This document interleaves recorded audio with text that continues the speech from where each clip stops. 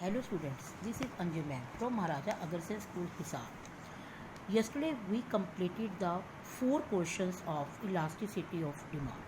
Today we discuss the last topic, that is the factor affecting price elasticity of demand. देखिए बेटा, इस question का मतलब है कि हमने कहा था कि वस्तु की कीमत लोच को, हमने कहा था ना प्राइस इलास्टिसिटी, कीमत में परिवर्तन होने पर मांग में कितना परिवर्तन होता है।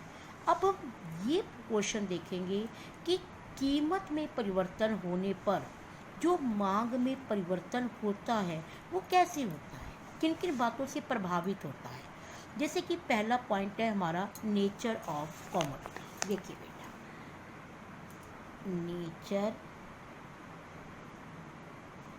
ऑफ कॉमोडिटी, इसका मतलब होता है वस्तु की प्रकृति, कि वस्तु हमारी कैसी है। देखिए बेटा, एक तो हमारी होती है नेसेसिटी गुड्स, जो कि हमारी डेली लाइफ की थिंग है, जिसके बिना तो हमें काम ही नहीं चलता। तो उनकी डिमांड हमेशा हमारी क्या होती है, इन इलास्टिक डिमांड होती है। अभी हमने पिछला क्वेश्चन किया था ना कि degree of price elasticity of demand, कि हमारी एक होती है इलास्टिक डिमांड और एक होती है हमारी in elastic demand. Elastic demand हमारी होती थी कि कीमत में परिवर्तन होने पर हमारी मांग में कोई परिवर्तन नहीं आता था, और इलास्टिक में क्या होता था, कीमत में परिवर्तन होने पर मांग में परिवर्तन होता था। तो इसमें तो हमारी मांग में क्या होता था, नो चेंज, और इसमें क्या होता था, चेंज। अब देखिए, जो हमारी नेसेसिटी गुड्स हैं, अब उनकी डिमांड आपको बताओ क्या रहेगी, नो चेंज, इनइलास्टिक रहेगी ना, क्योंकि हमें देखो वेजिटेबल्स हैं, शुगर है, टेक्स्ट बुक है, हमें जो अपनी स्टडी है, ये सब चीज़ों के खर्चे तो हमें करने ही पड़ेंगे।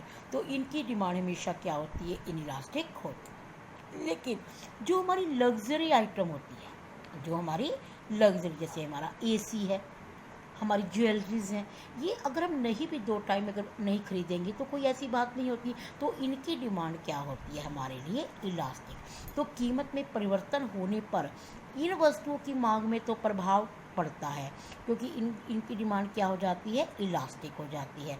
लेकिन नेसेसिटी गुड्स की डिमांड क्या हो जाती है, इन इलास्टिक हो जाती है। तो इस क्वेश्चन में आपको ये बताना है कि किसकी इलास्टिक होती है और किसकी इन इलास्टिक होती है।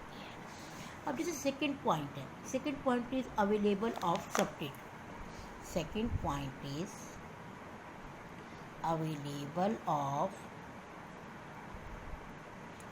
सब्स्टिट्यूट, कि जिन वस्तुओं के स्थानापन्न उपलब्ध है, those goods which have substitute available. देखो जैसे टी है, अब टी का सब्स्टिट्यूट हमारे पास क्या होता है, कॉफ़ी। अगर चाय की कीमत ज़्यादा हो जाए, बहुत ज़्यादा हो जाए, तो हम चाय पीना छोड़ देंगे और हम चाय की जगह क्या पीना शुरू कर देंगे, कॉफ़ी पीना शुरू कर देंगे। तो इनकी डिमांड तो क्या होगी, इलास्टिक। कीमत में परिवर्तन होने से those goods which have substitute available, जिन वस्तुओं का स्थानापन्न अवेलेबल होता है उनकी डिमांड तो इलास्टिक होती है। परंतु जिन वस्तुओं का स्थानापन्न अवेलेबल नहीं होता उनकी डिमांड क्या होती है, इन इलास्टिक होती है। Third is the habit of consumer. Habit of consumer का मतलब होता है कि goods which to consumer become habitual, जिस चीज़ के कस्टमर आदी हो जाते हैं, जिसके बिना उनका काम ही नहीं चलता। जैसे कि हमारी सिगरेट है, शराब है, लिक्वर है, तो ये सब हमारी क्या होती हैं, इन इलास्टिक डिमांड होती है, क्योंकि कीमत में परिवर्तन होने पर इनकी मांग में कोई परिवर्तन नहीं होता। Fourth is the proportion of income spent on commodity, कि इस बात पर भी डिपेंड करता है कि आप अपनी इनकम का कितना पार्ट उस चीज़ पर खर्च कर रहे हो। जैसे बाय चांस आप एक माचिस की डिब्बी खरीद रहे हो, तो उस पर आपने अपनी इनकम का एक छोटा सा पार्ट खर्च किया, तो इनकी डिमांड तो क्या होती है, इन इलास्टिक, क्योंकि अगर तो 50 पैसे 1 रुपया कीमत बढ़ भी जाएगी तो हमारी मांग पर कोई फ़र्क नहीं पड़ेगा। परंतु जैसे आप कोई टीवी खरीदते हैं, आप कोई फर्नीचर खरीदते हैं, तो उन पर आपकी इनकम का क्या जाता है, बहुत बड़ा पार्ट चला जाता है, तो उस पर हमारी डिमांड क्या हो जाती है, इलास्टिक। तो जिन वस्तुओं पर हम अपनी इनकम का थोड़ा पार्ट खर्च करते हैं उनकी डिमांड तो क्या होती है, इन इलास्टिक, और जिन पर हम ज़्यादा करते हैं उनकी क्या होती है, elastic. Next is the postpone of the use.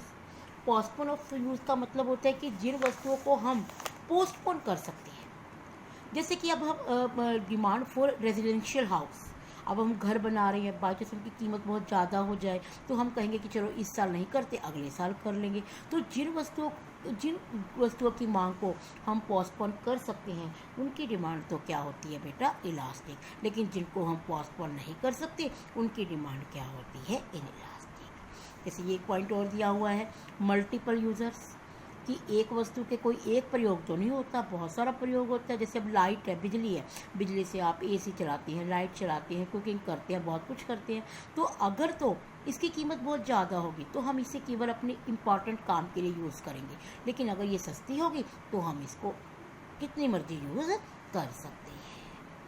उसके बाद देखो बेटा हमारे यहाँ पर 6 पॉइंट हो गए, ये एनफ है आपके लिए 6 पॉइंट। तो ये हमारा क्वेश्चन था, factor affecting price elasticity of demand, कि किसी वस्तु की कीमत को प्रभावित करने वाले क्या कारक हैं।